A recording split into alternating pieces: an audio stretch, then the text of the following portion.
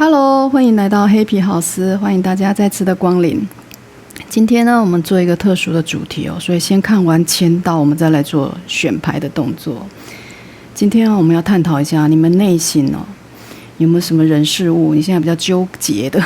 比较不知道怎么选择的，但是你们内心总会有一个方案，例如 A 方案跟 B 方案。好，例如你想要走左还是右，这种东西你好像在拉扯，不知道该怎么选择。我们今天就来利用这样子的占卜，来看看你选择不同的方向的时候，他们各自的能量是如何。例如，我现在想要找一个新工作，那有一个新工作来通知你，那我不太确定去还是不去好。好，那我们就会有去跟不去这两个方案。好，那我选择去的话，我们就在牌组，今天会有4组牌 A、B、C、D， 4组里面去选一个。如果我去的话，我觉得我想要选哪一组牌；不去的话，那我又在这4组里面也去选一组。所以你们今天会有2个解读的一个结果，然后你们自己就可以去做分析，说我在去与不去之间，宇宙给我怎么样的一个提醒，然后他们的个别能量又如何，我心中的这个人事物都可以，不限关系，不限对象，不限任何的事件。好，今天的 A、B、C、D 4组。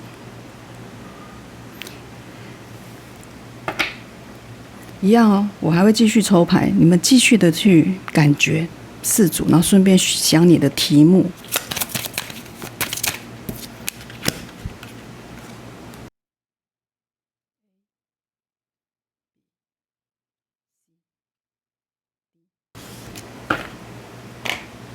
再来抽一组。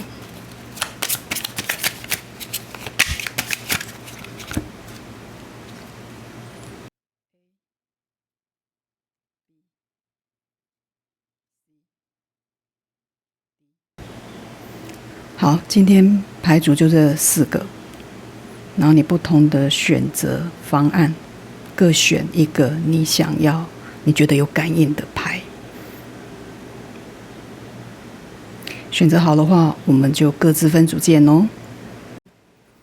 Hello， 欢迎选到 A， 这组是 A。今天的主题选择跟以往不同哦，所以选牌的时候先看一下我们前导语。主要是针对你2个不同的问题哦的方向能量，我们会有2个解读，所以今天你每个人应该都会有2个解读。现在是 A 的解读，如果你选择了这个，你的这一个选择未来的能量是呈现什么样的呢？我们来看一下哦。今天的牌不有依次翻看啦，直接3张的神谕卡一起抽出来，洞察。还有一个这个叫做祈祷与愿望，第3张是活力。3张牌，这是一个主能量，针对你选择的这一个选择，不管你是怎么样的一个心态，这边给了一个方向，就是你需要去看一些事情的真相。这个洞察你会觉得还要充满世界观的感觉哦，这个地球在旁边。非常的清楚的，但你也可以把它想象成是一个水晶球，或者是一个就像这个像占卜师一样的女孩哦。她很想要了解这个球里面哦的东西，看清楚。但是它就像一个水晶球里面呢，它呈现什么样的东西，其实它是来自你身体啊，你的思考上的一个印象的反射。你对这个内容，或对今天，就像你今天读这个内容，有一些提示，有一些解读的方向，但是每个人的感受一定都不一样。这个球也在说，你心中的那一个所谓对这个事情、对这个东西的判断，其实你现在有一个很渴望去了解、去想要弄清楚的一个方向。所以一旦你选择的这条路，今天你选择的 A 这一个，你的能量会更需要你去探索，甚至去发掘更深层的那一个核心的意义。它目前可能会让你觉得没有办法很清楚，但是会渐渐的明朗化。这个明朗化有带那么一点所谓的奇迹，甚至一些奇幻在里面。我所谓的奇迹跟奇幻是，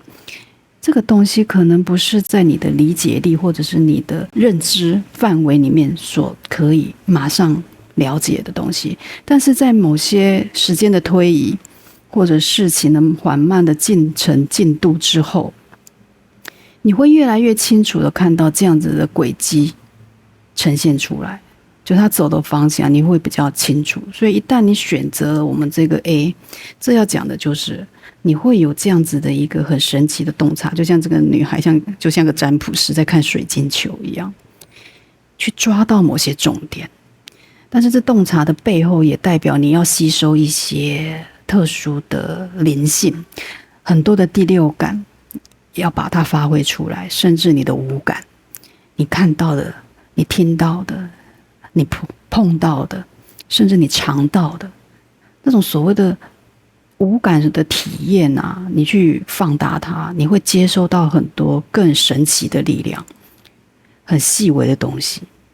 然后第二个是祝祷跟愿望的意思哦。这个女人看着景哦，她可能有她的一个深深的期望，但这个期望在一个背景底下，你可以看到这个是日光，但是这个日光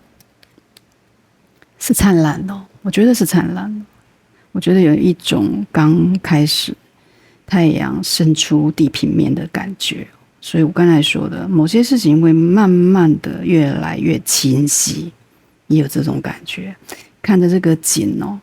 好像深不见底哦，很阴暗哦，很深沉的样子哦，让人觉得害怕。但是其实这个女人坐在井边哦，她在窥探，跟这个洞察是不是很像？旁边有几只小狗啊，还有一些鸟在旁边。我觉得这样的一个所谓的助导啊，它很多来自于可能你的朋友，你可以寻求帮助。有没有忠诚的朋友？这个狗狗啊，也代表一个忠诚的关系，值得信赖的人，可以是你的关系人，或者是你值得信赖的对象，可以寻求帮助。他们就在阳光下底下奔跑，他们有一个很高的热情哦，可以帮助到你所欠缺的某一些活力。鸟这边也代表很多的一些沟通交流，叽叽喳喳，很愉快啊，没有太多的烦恼的事情，就像鸟儿这样飞翔，很自由自在。所以这个女人并没有完全看到，但是你的祝祷跟你的期待啊，可能就在你的外在的东西。外在的环境，外在的人，他们可能可以给你这样的帮助，所以选择我们这个 A 哦，特殊啊，可以寻求一些帮助。第三张活力啊，这个是一个花朵，也是有日光照射下来，代表的是一种日光是一个外在的一个滋养啊，外在东西的照射，然后让这一个花朵啊越来越有活力嘛。有光的照射滋养之下，所以这样子的活力来自于某些人哦，你会得到的是一个供给，一个力量，是来自于外在，就刚才的一模一样的状况。你外在环境的活络跟热情度哦，我觉得可能超越你本身。你可能要稍微把你自己从这样子的深渊，或者这样的某一种暗自的期待，去看向你我的外表、外在的环境，它现在可能产生的某些活力跟因素，是可以帮助你的。这是我们现在看到的神谕卡。再来看看塔罗要说些，再给我们的选择 A 这个方案，它的一个能量啊。这呈现怎么样的一个展现？你这样来看，世界牌权杖6，这是一个非常好的过程啊。圣杯3，好，先看这3张，这3张已经讲出了很多故事了。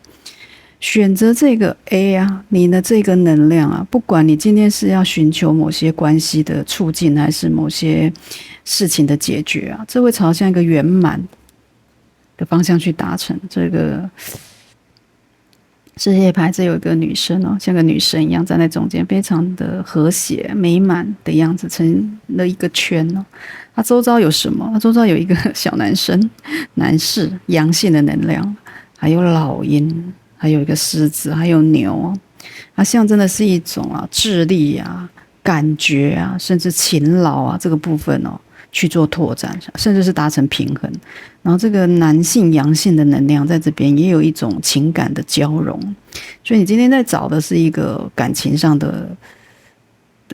解决方案的话，我觉得这样子的一个圆满性啊，会慢慢在你的洞察力去发现之后，得到一个结果，甚至得到一个促进。而这样子的促进是来自很多的我们刚才说的很多东西的一个包围，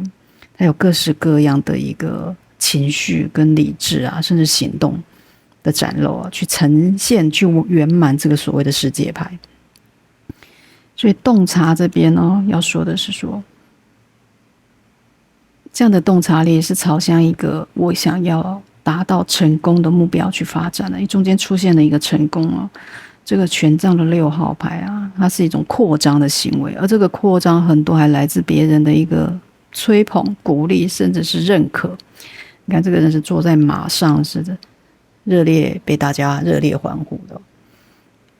权杖围绕着他，象征的就是一种成功，这是一个成功的结果，成功的样貌来到你面前。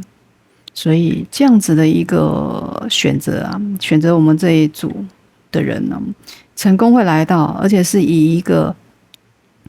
你会被鼓励，然后你会被奖励，甚至你会被期待，大家会非常热烈的、开心的为你祝贺的这个方向去进行了。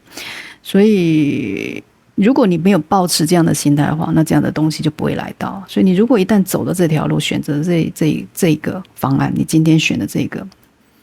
A 这一组的话，你记得的就是要朝向圆满成功去达成，而不是中间的任何的怀疑。这不在于任何怀疑，我们刚才前面说，你不能怀疑任何事情，去洞察很多细节，刚才说的五感，去感受宇宙给你的能量，甚至你周遭的人给你的活力哦，活力有没有？然后这样子的一个所谓的下订单啊，向宇宙去显化的东西啊，就更快的来临。这边又出现了圣杯的3号，代表开心。这个圣杯不是一个人的快乐哦，是一群大家的欢愉啊。所以你的开心，你的活力啊，这个活力刚才说了，是来自滋养别人的滋养，别人的协助，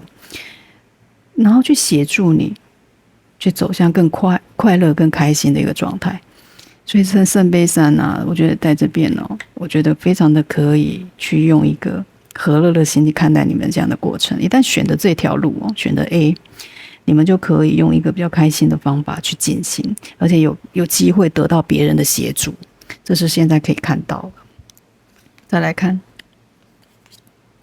哇，这2张金币的骑士，跟一个圣杯的王牌，这个牌非常的好啊。我们的选择 A 的，你们今天不管是要进行怎么样的东西的促进，这条路啊走下去就对了，而且要充满了信心，然后不要害羞去寻求帮助，然后别人的帮忙可能会让你大跃进，大跃进就是说你的进步或者你的看见的成果会更好哦。不好意思，也不要觉得亏欠别人，很多时候也来自你曾经可能帮助过别人。对啊，别人就会拿着这颗金币来到你身边了。所以这个金币骑士可能是对你的这个东西，或对你的方案，对你这个人，甚至思考的方向，他都觉得很有兴趣，他想要投资你。所以这个金币的骑士更多的是说缓慢中的去接近，然后去落实，然后这落实感啊，来自于你看刚才说的3个圣杯去缔造这种情感的交融之后啊，然后大家更有信心的去往前走。这样的进步，一直说金币牌都是乌龟牌，它不会走得非常的快，就像这一个金币的骑士，这只马好像的脚都没有在动，在定位上、定点上。但是这个还是不容去怀疑这个骑士手上的这一颗圆滚滚的金币啊，他的心是有的。所以即便你身边有一个这样子的人事物啊，他也是用一个比较诚恳，或者是想要去合作，想要去互相学习的方法去走向你的。所以这样子的一个进步的历程是很好的。而且最后的这一个圣杯的王牌更是如此哦，它有这样子的一个实在性，又有这样子的一个热情感跟个活力，两个是有牵扯的。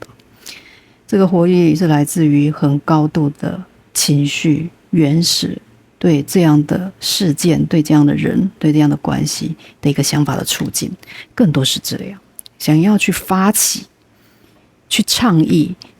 去提供这样的情绪，就是这个概念。所以我们今天的1号不是1号，今天太习惯这个 A， 选择 A 方案的你们，这个就是宇宙给你的一个西部的历程。再来我们看建议，最后这个选择我们这个方案有没有什么建议给我们？有始有终，这是给你的建议，很棒啊！你一开始想要做什么，结果就会朝那个方向去落实落定，有没有圆满？最后会得到圆满，但是你要有始有终，非常好的一个建议，真的。再来2张，那么就这2张了。这个叫做少忧虑，多赞美。有很多的时候，这就在我们的圣杯3底下给大家看一下。很多的时候，不要去忧虑这么多，开心一点，多赞美别人，甚至赞美你的旁边的人，赞美你自己之外，还要赞美别人哦。对，这是一个给别人的鼓励哦。乌龟也胆小。很怕去被人指责或被人家指指点点的，或者是被人家条件化，去给他太多的一个想法跟意见。这个金币通常也不太容易动起来，他们是比较害羞的一群。所以这种少忧虑多赞美，也代表你的关系人跟你们之间的相处的模式，宇宙建议是可以朝这个方向去进行。再来相对有没有相对性？这个完全都可以解释啊！这就是你来我往的，有没有圣杯的情绪？你看这个金币走向这个圣杯，他们是互相的。我有这样子的想走动去落实的心，然后心就会出来，圣杯的王牌情绪就出来。王牌情绪一出来，然后又让这个金币又更愿意走动，这就是一个达到共同的所谓的圣杯3的更好情绪的一个最好的解释啊！就在我们现在最后的这一个相对彼此，大家是互相叠加的，你做什么我也做什么，当然你不做什么我也不做什么，也就相减了。所以相对性是来自于相对的概念，相对的进步，相对的鼓励，相对的进程。有没有大家有这样子的想法去共同营造的？这就是我们选择 A 的伙伴们，你们现在这一组的能量，希望对大家有帮助。一样哦，提取你有感应有收获的，改造更好的自己，然后让自己更好哦。再次谢谢大家的收听与收看，那一样的给我按赞，喜欢的话订阅，开启小铃铛。那我们就下次见哦，拜拜。Hello， 欢迎 B 组，今天选择 B 组的伙伴们，大家好。今天的选组跟之前选的不一样哦，所以记得去看前导哦。这样比较不会搞错，所以今天其实基本上大家会有2组需要看，主要是在你心中的要抉择正在拉扯的这个事情，有第一方案跟第二方案，那这2个方案有各自的选牌，然后去看，这是今天的一个过程哦，跟以往不同。所以如果你选的这个是 B， 那这条路的方案的能量是怎么样？我们来看一下。这个神谕卡我们直接翻开，我们直接看到的这是一个好运。这边可以看到，如果你选择这条路啊，这个能量会呈现好的一个发展。我看到的是说，你以往觉得不顺利的东西啊，会比较顺利的来到你面前。可能以前会觉得卡卡的啊，好像资源受限，或者是说什么事情被限制，很多人事因素，或者是说外在因素会获得解决哦。这个好运的来临哦，而且你的情绪会得到比较良好的照顾，会被大家所看到。如果你今天想要希望东西变好，然后你做了一些你想要的期待，那这样子的期待的显化也会比较以幸运的方法来到面前。等于说想着想着事情就完成了，就有这样子的感觉，很 lucky 的部分。这有一个你意外的惊喜的呈现就像刚才说，我不经意的，或者说我无预期的，然后这个东西走向一个比较幸运的发展。这来自于很多时候很多事情很多人他们会自动就定位，你似乎不用花太多心力花太多的脑力，这就是所谓的好运的一张牌所代表的意义你看这个人手是张开的也代表的这也是一个自我的一个开放的程度。当你开放的心去看待你周边的事情，甚至是一个比较乐观比较不扭捏不拘谨的方式，别人会感受到你的热情跟活力，所以这样子的一个好运会更容易来到面前。这就是现在看到第一张主牌给的感觉，非常的自豪。再来第二张我们这个未来的能量，第二个这个叫做变革与进步。这边看到的是说你们现在处于一个变动甚至有点动荡的一个环境里面，但是你不需要害怕，它有一个适应期，甚至有一个反应期给你。你要记得在这样的反应期里面去做一个适度的修改。修改什么？可以增进你自己。就像这艘船一样，它不是很厉害，对不对？不像它算是个舟，不算船，对，小舟。然后它的那个帆也非常的小，甚至有点破烂，不算非常的好。那个风来的时候，它没有办法吹得很远是不是？所以在这样子的一个动荡期来临之前这张牌在提醒你要做一些改革。这个改革是有助于你去进步，得到那一份你该有的成果。不要说机会来了，结果你没有准备好，或者你的配备不好，你的技能没有达到，或者是说你的资源没有配合到，那让这样的好机会流失。所以这边也要说，一旦你选择 B 这条路，要记得的是充实你自己，改善你环境比较简陋的部分。简陋不一定是困顿或缺乏，很多是有些不足或需要修改的部分。就是你既有的东西去保有它之外，还要去增进它，改造它，让它变得更适应未来可能的发展。这是现在看到，你要看到这个急流在这个小男生的后面并没有完全冲着他而来，对不对？表示他还有一个应变期而且他底下的这个水还是相对的平静所以你们绝对会有一个时期是你看得到这个动荡，但是不会让你措手不及，你是有机会去改善增进你自己。这就是现在要提醒你们的当你这个本体你这个载体是够强壮更有力量的时候这个机会来的时候你就承接得住，好运会降临的。也不要去担心这样的改革或改变或进步是很困难的，或者是很难的。刚才说有应变期嘛，因为好运在你这边，它会以比较你可以适应，或者你可以理解，或者你比较容易切入的方法来协助你，所以你不要去担心。第三章出现了一个怀疑，这怀疑在这边可以看到了。这个过程里面如果你选择 B， 这个能量会呈现有一种不信任感，不信任你的对象或不信任你自己都有可能。因为你看到这两扇门的背后，两个人他们都没有打开那一扇门，没有放开自己所以宇宙在说第一步就是要放开这个手，不要捏得紧紧的放开让大家知道你是有诚意的所以这样的没有诚意的行为可能在后面你会看得到，但是记得你要改善这样子的能量，不要去用比较温吞比较隐晦甚至不闻不问的态度去对待你现在人事物，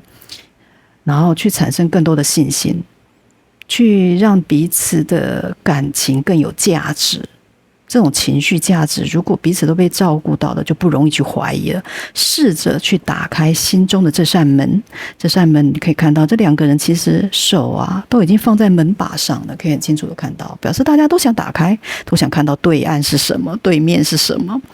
打开啊，打开你就看到答案了。不要再去猜测或者是自我产生疑惑，因为这样没有办法帮助你去做改变跟改善的。这个是可以看得到很清楚的这个历程哦。再来看塔罗牌有没有细部的解释哦，针对我们的 B， 选择 B 的话会有个怎样的解释？来看看。好，第一张来的是一个宝剑的9号牌，刚才的疑惑啊、怀疑啊，也就是以这样的情绪来临啊。所以啊，宝剑9在说啊，选择 B， 你一定要走之后，会让你难过，让你想很多，让你晚上睡不着。可是这样子的方案，既然你选了，我们要相信好运会来临啊。当你相信这个东西会走向好的、走向正向、走向乐观的发展之后，这种9支宝剑就不足以变成干扰你睡眠的东西啊！不要晚上再去想很多事情，白天想过了，厘清了、归纳了，把资源都收集好了，好，晚上就好好睡觉就好，不要再去想了，不要去占用你自己的精神了。这个内耗是很恐怖的，把剑刺在你的身上是不需要的。一直说这种思虑的剑杀伤力是很大，挂在墙上就好，但挂在墙上也不要一直看着它。早上起来了，我们再来想就好了，不要重复的一直在那样的环境或那样的思虑里面。不是说你不用去想，不要去想，而是说不用过多的去想。这个9号的宝剑更多的是说，该休息，该做一个适度的暂停的时候，要记得做。好吧，这就是第一张牌。第二个，哇，这一张是非常好的女王牌，女王都是孕育啊，好运是被孕育出来的是一个在你的丰富的滋养的体系底下，你要有一个很好的包容力、体贴度，甚至是敏感度。一旦你保有这样子的东西的时候，你就会非常的容易保有这样的好运的时候，就会非常容易。这么说，你有女王的这样的精神这种完美的阴性的柔美柔顺甚至去滋润大家，培育你的环境，培育你的资源的时候，你就会成为那个强大的存在。所以要以这样子的情绪去看待你未来要进行的事情，以培育的心情，而且这培育会越来越大。那不要去让这样的思虑干扰你，这才是重点。因为这个剑刺向这个女王，你觉得女王会安稳吗？本来可以好好的养育的，自己想东想西的，又怀疑的，对，怀疑，自我怀疑，觉得自己的能力不足。如果这样子去进行，那这样子的培育，不觉得有点先天失调吗？一开始你又没有给他好的环境不就先天失调？那后天怎么会有好的一个结果呢？对不对？好，这个女王牌要记得，它是丰盛的代表，你要去发挥它，去把它发展的极致，才会有助于你这个好运的来临。再来，哇，权杖的王牌，情绪之外还要有行动。王牌都代表是一个初始的能量，这是看到一个东西的潜力那我们想要去促进它，去激发它，然后想要去行动。行动是来自于创造力，所以这更多的是活力的产生热情原始我们对这个人事物的一个想法。你原始的初心是什么？去找到它，找到的话，你自然就有动力去做改革，去做进步，对不对？而这样子的改革进步也来自于你某种创造力的改革不只是外在的，也有你内在的。内在跟外在要同步的提升，你才有机会去促进这样的东西的来临。这不管是怎么样的一个好运和怎么样的一个改革或进步都是需要行动的。所以去做行动，去相信自己有滋养。隔壁的女王记得滋养的能力的话，这样子的一个创造性会变得非常的美好，因为你相信了，相信自己的能力。再来是一个正义牌，这个叫做心理的公平正义如果你觉得这个事情不公不义，来，在怀疑的下面就是正义牌，那你就是要注意这个问题是什么东西干扰着你。这个正义的剑你看这个人拿得高高的，指在天上，去找到它，用你的理性，用你的思考判断去决定这个东西为什么会干扰你，为什么让你觉得心理不平衡，让你觉得怀疑。你找到那个事情的源头之后，去砍断它，不要再怀疑。你如果怀疑了，就去找到为什么你怀疑，然后去找到证据，去辅佐你自己去相信它，重新相信它，你就不再怀疑，把门打开，也就这个意思。这把剑是直指天上的，上天会给你答案的，但是你要去问他，你愿不愿意问？你连问的行动都没有的话，这权杖就在隔壁，或者是想要去挖掘、想要去深挖、想要去促进的一个动力都没有的话，你这个答案呢不会来到你身边，它不会自动来到，是你要自己去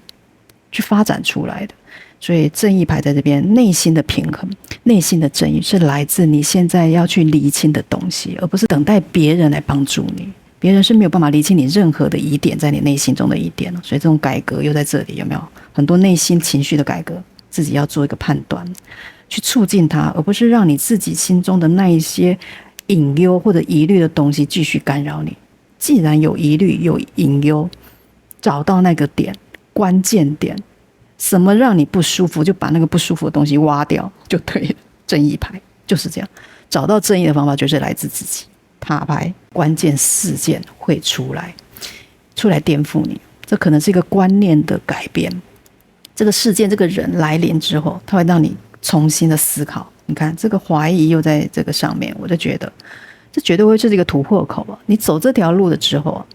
你去改善、去改革、去做一个进步的历程的时候，你势必会也有自我的怀疑，会怀疑别人能不能配合，或者自己能不能达到。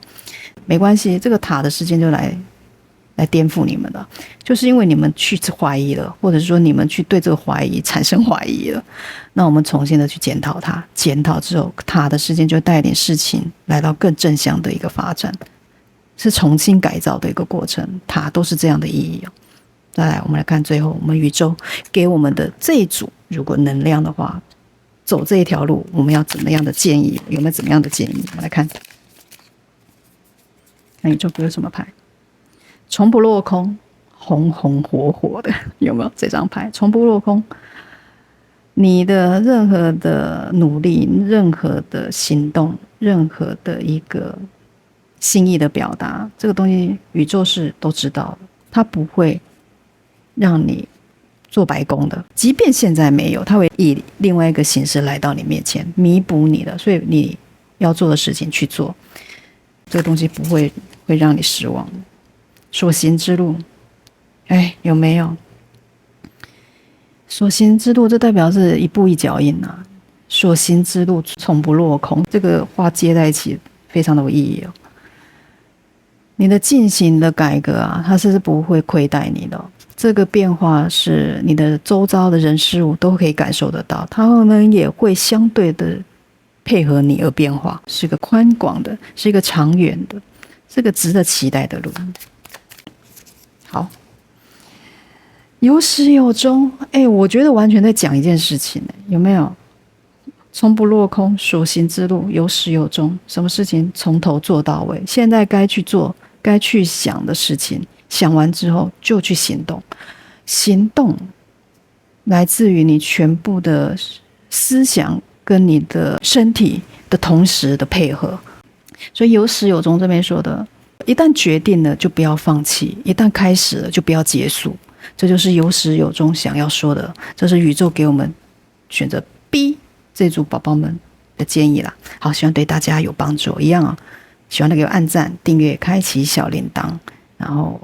不要忘了留言哦，显化你的所有的想显化的东西，让它更加的明显，在这样子的一个公开的留言底下。好，再次谢谢大家的收听与收看，那我们就下次见哦，拜拜。Hello， 欢迎选择 C 组的朋友，大家好。今天的选组跟以往不同，记得到前导去看哦，这样子大家才不会搞错。主要今天大家都会有2组选择才对哦。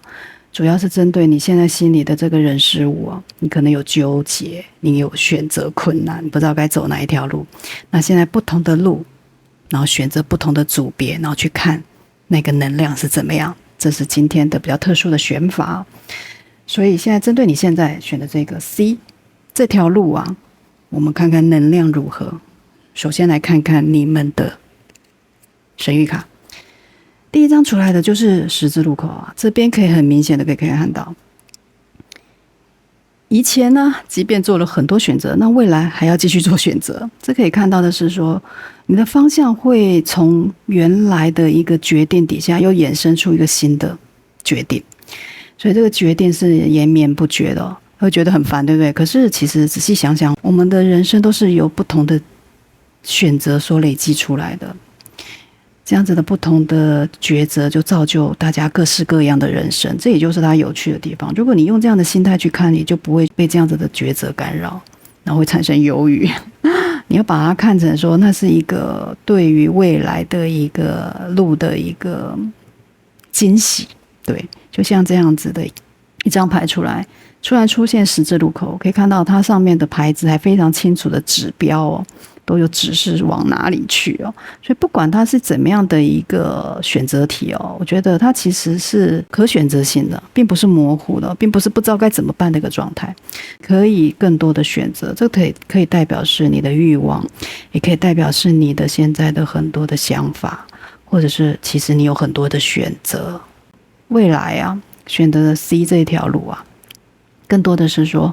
你要怎么去厘清后面的东西？厘清之后，然后去走一条你想要走的路就够了，不用想得太多。而每条路它其实都已经有了一个规划，有这条路原来它的一个基础在，其实你没有那么难以选择、难以抉择，只是你反而要剔除掉你的多余的欲望。那一条条的路都代表这个指标，就代表你心中的一些欲望，甚至是一些你的需要。然后这些需要到底是真实的需要，还是你自己只是想要？你能用这样的方法去厘清的话，那后面的选择其实就会减少啊，因为你就会帮你自己筛选掉一些，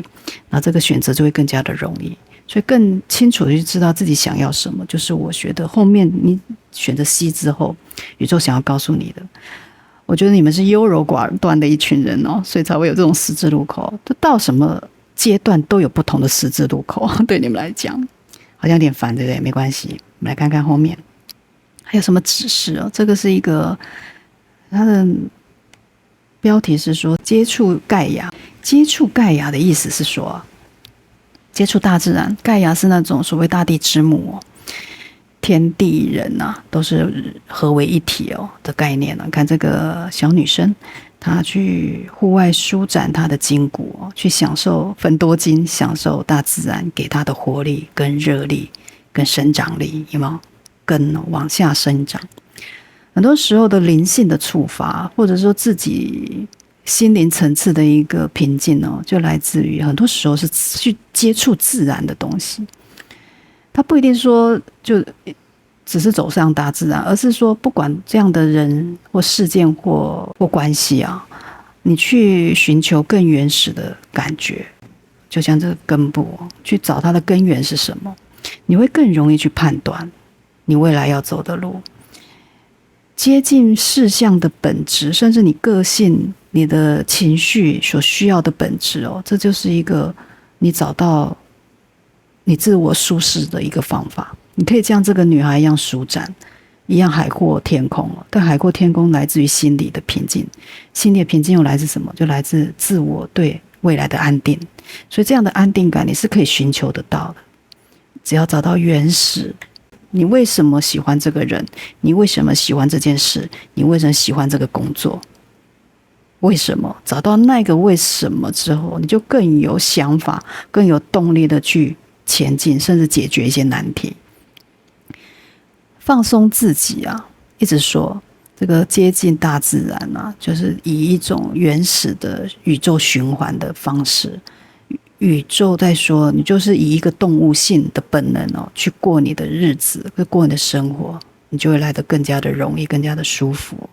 所以接近盖亚，这个是一个比较深奥的一个概念哦，但是其实不难去落实哦，就去找到很多事情原始、自然的方式的情感，甚至是情感，你是很容易去解决的哦。再来这一张是热忱。这热忱很有趣，旁边两只鳄鱼，这个人站在中间，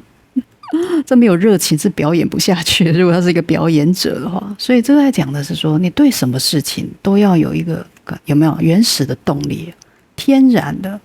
你就天然会的东西，你是不是就得心应手？不要故意给自己找茬，不熟悉很害怕的东西，我就硬要去自己去强迫。当然，那有时候是一个锻炼，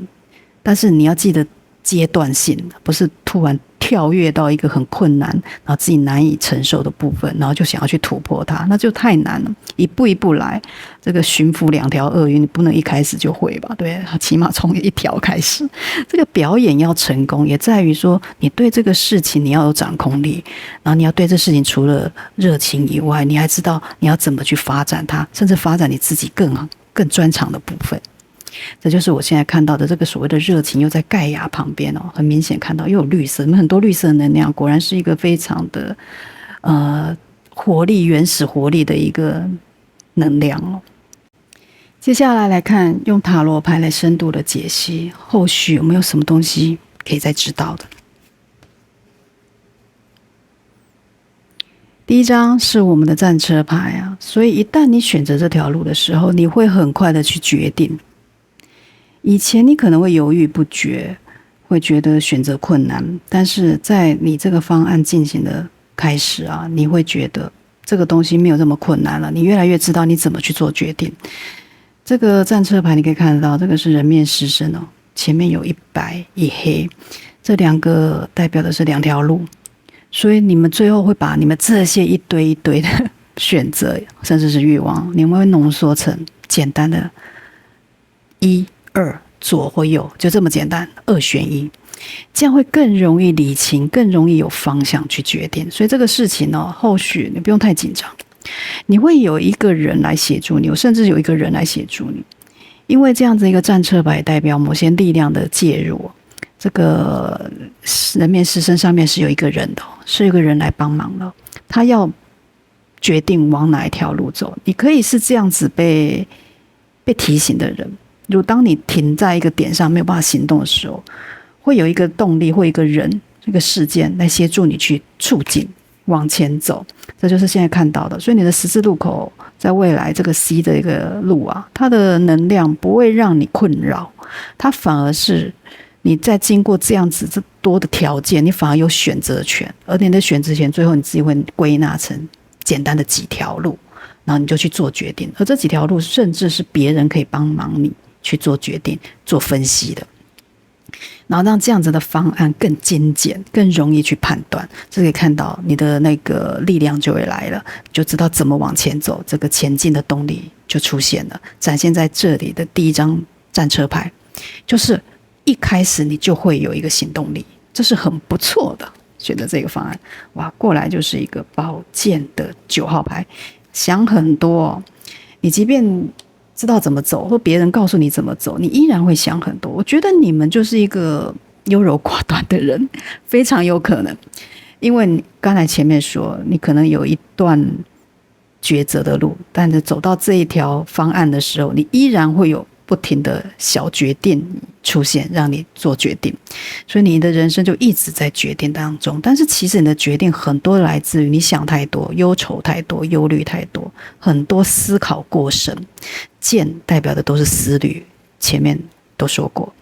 思虑不要去干扰你做决定。你看，这已经有十字路口，再加上这个9把剑在这里，这是有一个 double 的状态，混淆再混淆，那就更混淆不清了。当然，你可以负得正的话，那就更棒了。因为我期望这样子的一个所谓的战车牌能够协助你，也有可能是这样的协助，那个人就帮助你理清这些东西。如果你本身就有这样的能量的话，起码一个好的战车牌在隔壁，促进你打破这样的边界，打破这样的僵局，一直干扰你睡眠的僵局。这个事情不足以你去一直思考到你彻夜难眠，想不懂了隔天再想，让自己休息一下，放过自己。 OK， 这个十字路口啊，我觉得不是你一直想它就越来越简单，有时候不想了反而答案就出来了，更多是这样。再来看看，哇，宝剑2号牌，你们真的是很爱想，很爱决定。再来继续想，继续决定。不过宝剑变2只的简单容易很多。我们就说了，这2只宝剑在胸前打叉叉，这是代表是有一些边界哦。产生的边界感，别人也会感受得到。所以这个东西状态不适合太久，但是你也应该不会太久。说过了，你最后会以一个自然，这个盖亚在中间就是一个呈现，你会朝向一个更自然、更舒服的方法去解决。所以这个决定，我相信只是暂时的，暂时自己在一个冷静。接近盖亚，接近大自然，去朝向这种温柔、温顺的发展，宇宙之流去发展的时候，也代表是冷静，不要自己去激动，或者是说冲动的做决定。这其实某个方向是好，只是不要停顿太久。但是我觉得宝剑在这里2支的话，也代表我觉得有起码做一些厘清了，把你的宝剑减少了，我觉得都是好事啊。所以在中期的话，可以看到，你会做决定，但决定会越来越趋于简单、更利落，这也是个好方向。再来一个宝剑，真的很爱想。好，这边来了一个宝剑的女王牌，但是宝剑女王牌有个优势啊，宝剑女王牌它很快、很准、犀利，犀利中不带着强制性，不像国王这么强制，这么有控制感。它更多的是，我决定好了，我决定要是这么做了，我会更清晰、更明了去划分出来，但是不会去强迫别人，或者是说操控别人，更多的是更好的交流，更清楚的表达，或者是更好的一个计划。女王牌在座的各位，如果是女生的话，那就是你本身了，或者是说有一个这样的人，所以这个战车，这个行动力的表现，也来自于有可能这样的一个女王来协助你，一个比较清晰、比较明确、比较果断、比较有方向的一个女性阴性的能量来协助你做理清。这个盖亚，刚才说的大地之母，不排除真的比你年长的一个女性，她会来帮助你来做一个理清呢。这让你重新产生一些对事情、对人物或对关系的一个热忱，即便在一个抉择当中，女王牌这边的出现都是好的。再来，哇，非常好的来了个力量牌，力量内在的平衡，这代表一个关系的平衡，也代表是一个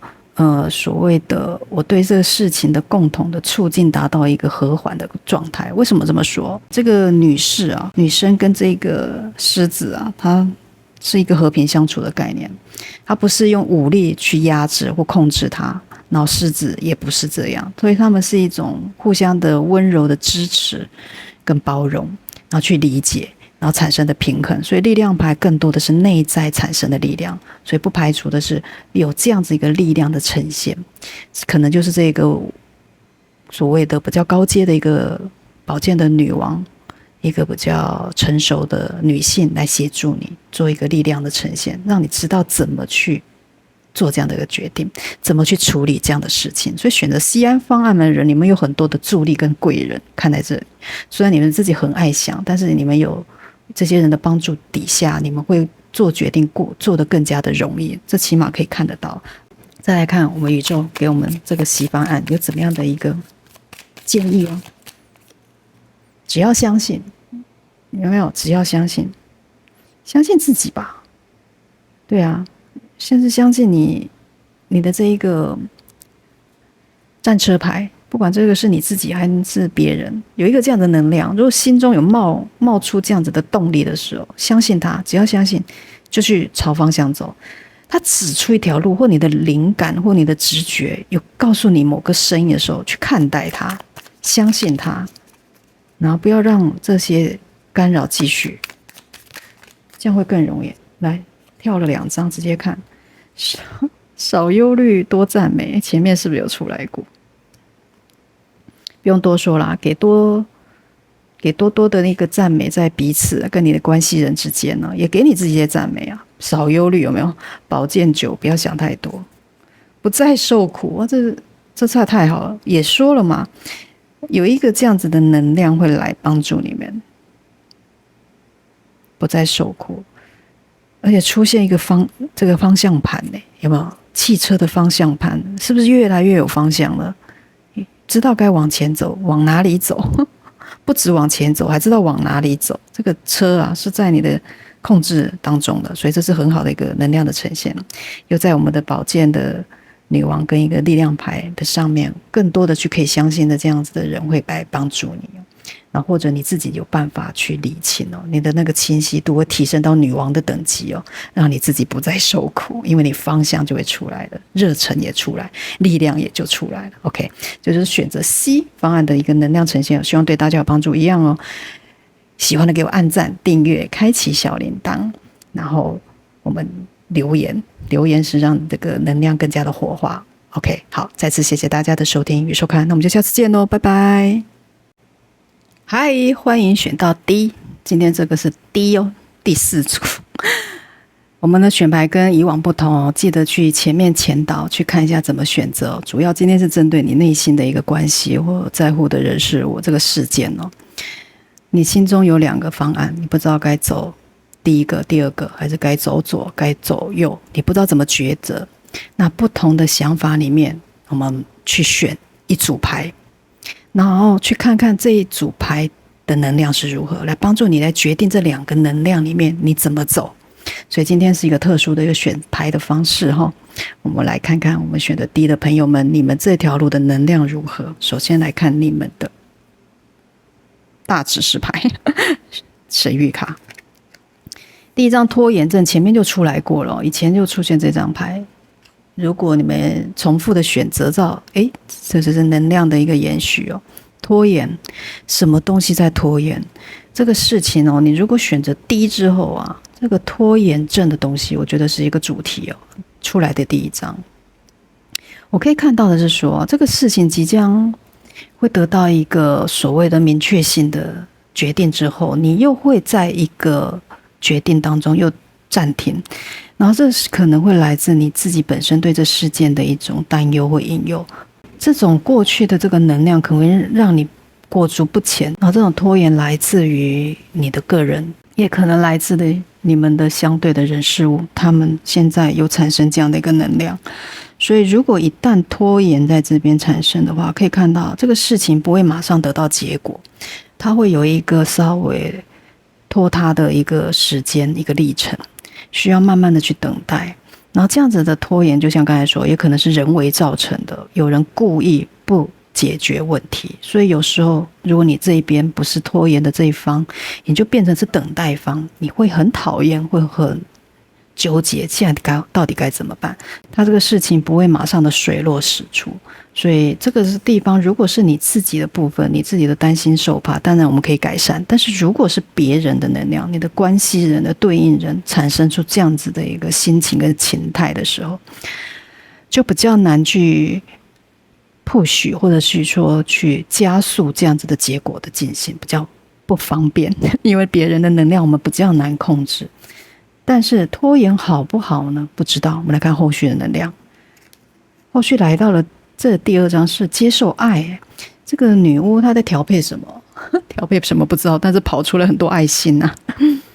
如果你是一个阴性能量，我不排除啊，你的一个创造性啊，跟一个念力、显化力，有可能让这个事情加速。我觉得这个拖延症会被这样子的爱啊与包容啊，给慢慢的治愈。这可以是你自己对你自己的治愈啊。如果你以前有曾经这样拖延一件事情，或有点不太敢去做这件事情，这个选了 D 之后啊，你依然，因为这有延续性嘛，依然又保持这样子的一个心情跟处理的态度的时候，这个接受爱就是重点了。你能不能接受爱？爱你自己，爱别人都可以，你甚至是去创造这个爱，你能不能创造？这变成是一个很特殊的议题了。所以这边可以看到的是说，你即将会创造出这个阴性能量，会创造出他想要创造的新的东西。这个新的东西是充满的爱的能量的，这不一定是浪漫的关系，也代表是一个团体啊、一个组织啊，或一个人际关系里面的一个融合的概念，一个大家更有情绪，彼此去包容，互相去协调。互相的去沟通的这所谓爱的能量哦，充满了爱心啊，包围在你们的周遭，这个感觉很好。第3章是一个可靠性，可靠性这个爸爸吗？给这个小朋友一把伞哦，让他无受风雨的摧残。这个保护性更多的来自于是这个事件之后所产生的影响力。我认为就是在这个接受爱之后，甚至我看到一个很微妙的关系。如果在情感上有些东西让你没有办法决定，你要不要接受这份爱，你在抉择当中对拖延，然后后面你可能对他产生了信心，或者是他让你产生信心，这个爱的能量舒展出来之后，发展出来之后，这个所谓的可靠性就来临了。这个雨啊，打在你身上的东西啊，或者让你担心的东西，或者是会淋湿你的东西，有一个屏障了。而这个屏障来自一个更高大上的人，一个阳性的能量，他在保护你。所以这样的爱的呈现是以保护的形式所产生的。所以我觉得这是一个感情上蛮好的一张牌，可以看得到。你会得到一个保护哦，得到一个支持哦。这个爱的保护是来自于这样子的一个创造，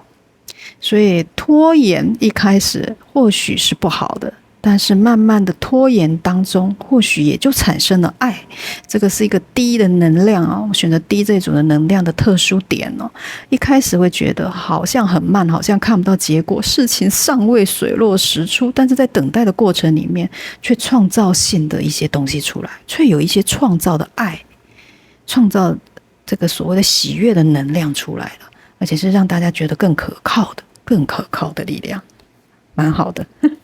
这也是一个关系里面，不管你们是一个人际关系啊，或者工作上关系，其实都适用。可靠感出来了，也就是彼此有爱了嘛。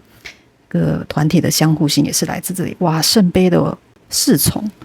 圣杯小孩在这边哦，更多的是说一个初始，一个初心。哇，个拖延症在这边，我觉得我越来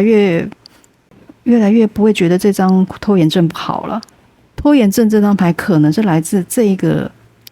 关系一开始本来就不是这么的完善，不能说他非常的熟练，应该这么说。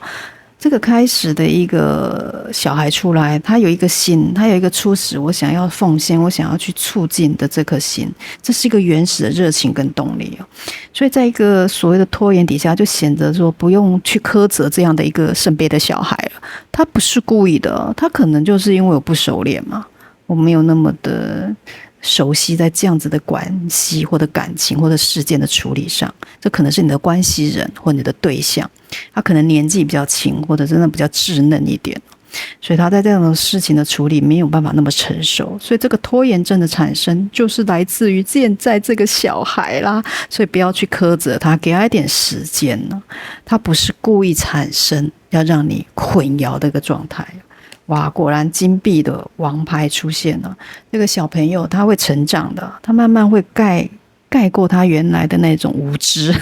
那种不知道怎么行动的那种思考，他慢慢会跳跃过去。然后这种进步啊，会让你们感到开始有东西出来了，什么东西？落实感、安全感。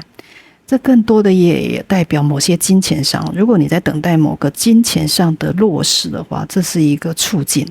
你可能有一笔钱会进来，会有一笔新的投资的机会，或者是说你稍微的给你一些小的奖励啦，或者是你的订单会增加，这有一个实质上的给予，是走向正向的金币的给予。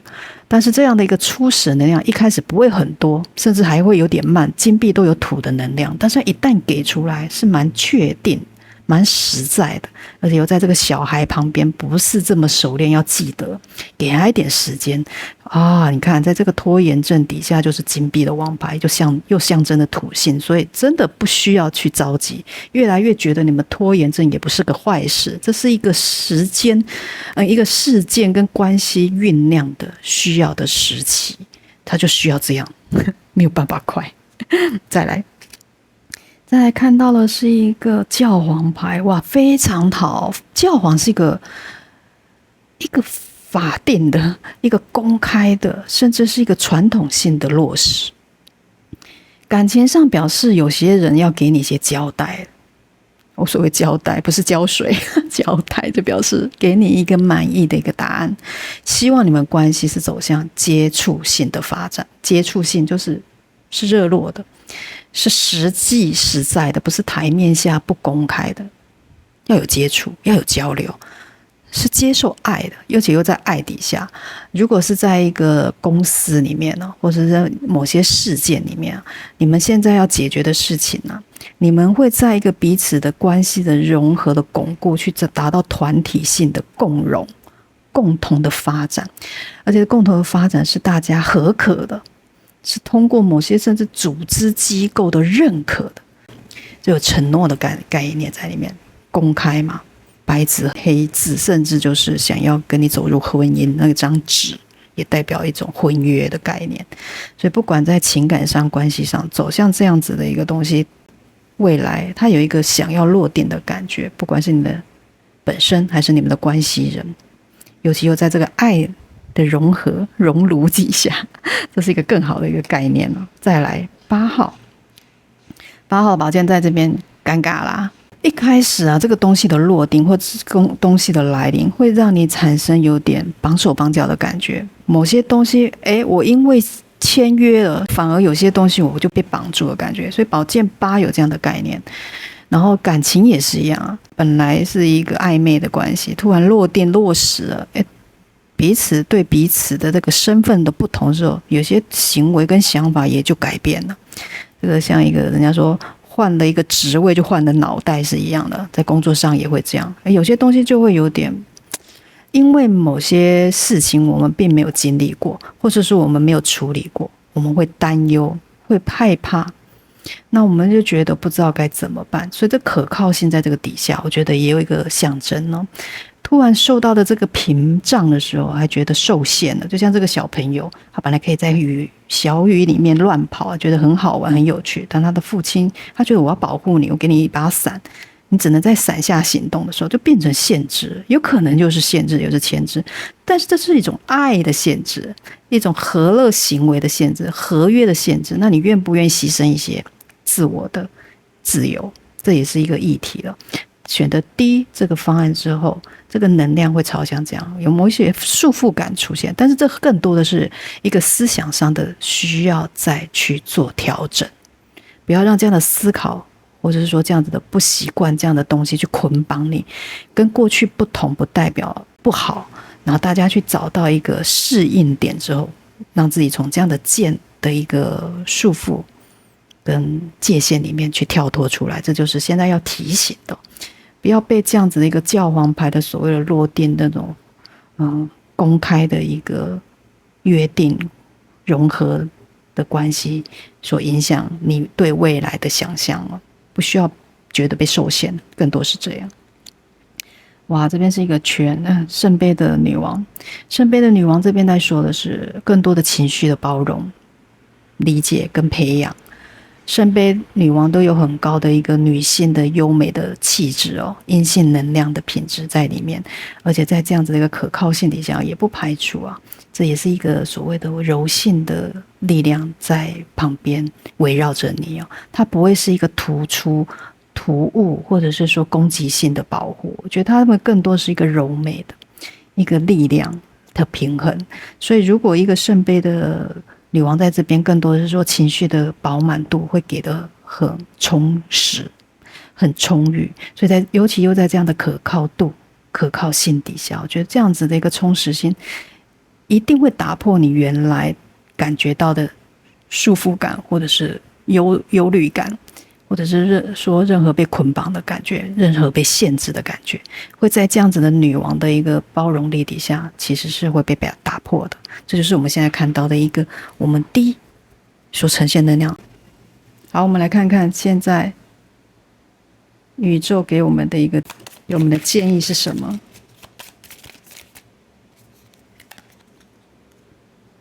少忧虑多赞美，怎么跟前面一样？宇宙说不要想太多，去赞美。很多的拖延症是来自想太多，不要想太多，去想好事。再来，以心为眼，有没有？感受为主，不要看太多周遭的东西、周遭的条件，就以为事情是这样。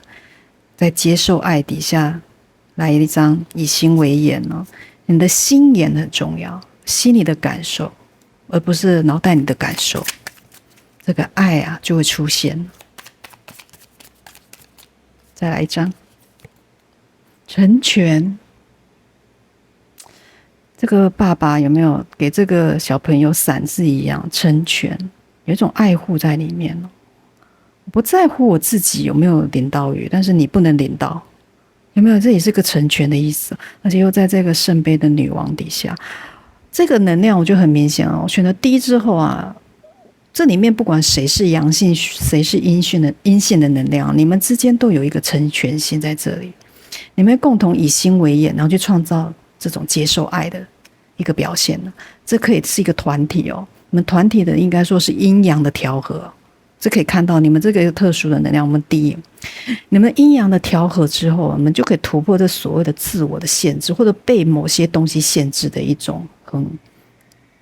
很束缚性的感觉，我们会去突破它。所以在中间呢，我觉得首先要说的是说，这样子的一个教皇牌在这边，教皇牌这边也是在说，如果你们可以用这样子的一个传统性的想法去做你们现在的关系或事件的促进的话，它其实会以一个比较好的方式呈现，不用特别，也不用特殊，不用 AI 因为一个你传统的模式，教皇也有这样，从原来的一些经典、一些教导、教条，甚至你以为的以前都不屑的，搞不好那可以成为你们学习的一个典范，然后去接受这个爱，接受这份融合。这不一定是浪漫关系，我讲的是一个融合感。这样的一个爱的行为，这来自于某种传统性的传递哦，用传统性的方法，不用去特别要去做什么特殊的发展或行为。我觉得这个是这边特殊要说的，你们会去突破这样子的一个关卡，然后去找到这样的平衡，成全彼此的成全。我觉得这边看到的是一个选择低之后很棒的一个好的能量哦，希望对大家有帮助哦。一样哦，喜欢的给我按赞、订阅、开启小铃铛，然后收取你有感应、有收获的部分，改造更好的自己。然后留言啊，让这样的能量更加的显化的快速。OK， 再次谢谢大家的收听与收看，那我们就下次见喽，拜拜。